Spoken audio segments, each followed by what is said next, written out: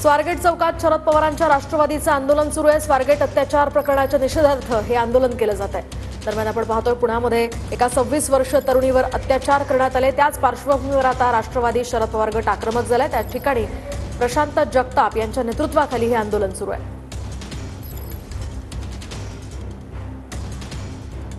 एक पत्र जे आहे ते आता ट्विट केलेलं आहे। पत्रामध्ये म्हटलंय की पुणे पोलिसांनी आगार व्यवस्थापकांनी जे पत्र दिलेलं होतं गुंड आणि तृतीयपंथीयांचा त्रास आहे। मुळात विषय असा आहे, परवाची जी काय म्हणजे मागच्या 50 तासापूर्वी जी काय घटना या आगारात घडलेली आहे बलात्काराची, ती घटनाच घडली नसती।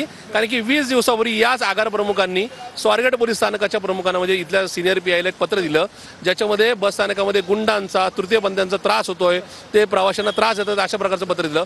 हे फक्त 50 दोन्हीमध्ये फक्त त्या गेटमध्ये या गेटमध्ये 50 मीटरचं अंतर आहे। या पीआय साहेबांना ह्या 50 तासामध्ये म्हणजे या 20 दिवसामध्ये तिकडे लक्षच द्यायची नाही का या ठिकाणी सुबुद्धी सुचली नाही। त्याच्यामुळे या ठिकाणी ह्या बलात्काराच्या घटनेला सामोरं जावं लागलंय। आता तर तब्बल 50 तास उलटून सुद्धा आरोपी सापडत नाही।